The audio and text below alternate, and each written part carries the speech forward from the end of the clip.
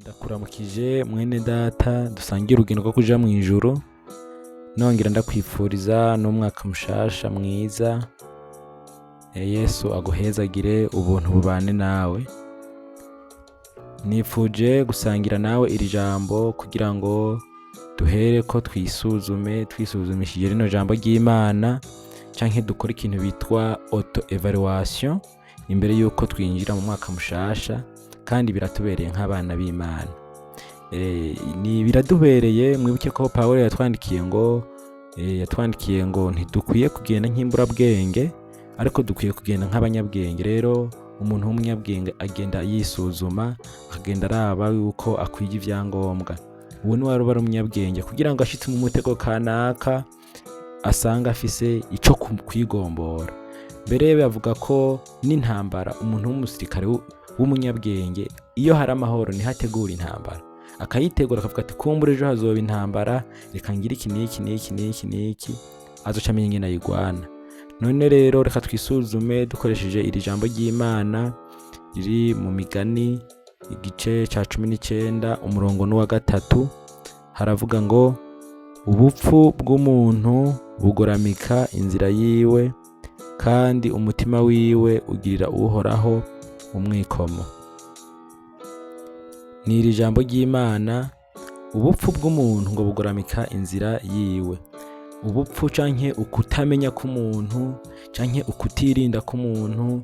Mu yindi mvugo, ubupfu kugira ngo wumve neza ico bashatse kuvuga, contraire y'ubupfu canke igihushane c'ubupfu ni ubwenge. Rero naguha n'akarorero.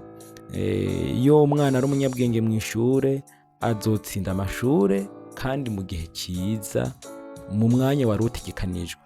Nimba yategereza kwiga imyaka 3, ni ukuvuga mu myaka 3 azaba arangije afise amanota meza, kandi urumva ko ari mu gihe ciza. Ariko iyo hagiye haraboneka ubupfu,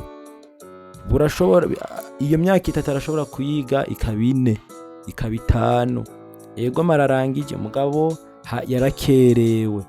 None rero natwe, kubera kino gihe turimo cagiriye kigoranye, ari kibi, kandi ko Yesu dukorera yavuze ngo aho azozira uwo munsi ntituwuzi, ngo azoza nk'igisuma. Nico gituma bikwiye ko nama niteguye, nawe ukama witeguye.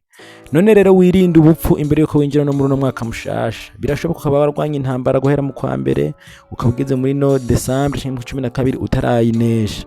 Ndakangura umutima wawe, ndakwibutsa, nongera ndaguhanura ngo ongera uvyuke, ongera uhagarare, ongera uhagatire ibigwanishwa, wongera ugwane, wongera uneshe. Kuko ako gasembwa kakuriko kazotuma umutima wawe wamana amaganya, imyidodombo no kwiganyira.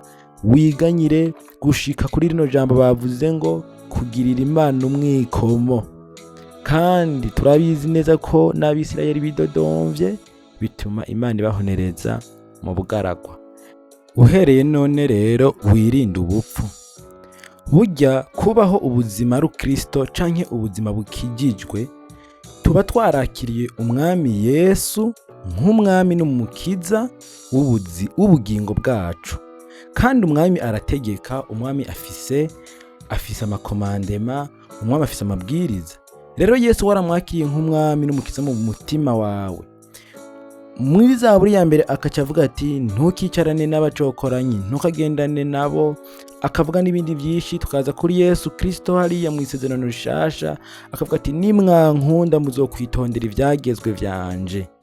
Wisuzumye urabona ahantu ufise ubupfu, urabona ahantu ufise ubunebwe, urabona ahantu itiro, urabona ahantu bikugorera.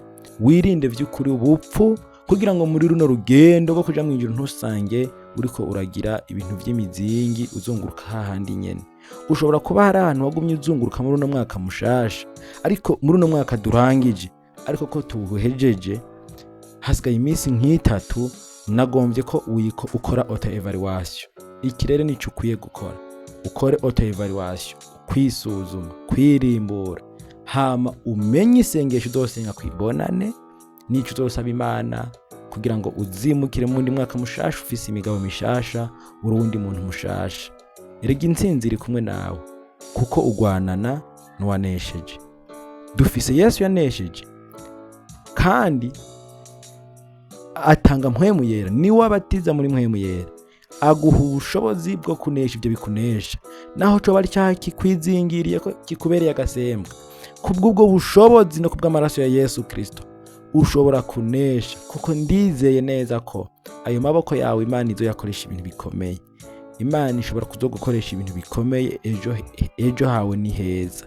None gira ivyizigiro ko ushobora kunesha, gira ivyizigiro ko intsinzi ari iwawe, gira ivyizigiro ko Yesu azokubera ubwenge bw'ukuri, gira ivyizigiro ko utwo dusembwa, utwo tuntu duto duto utaranesha, ko Imana iguhaye kutunesha.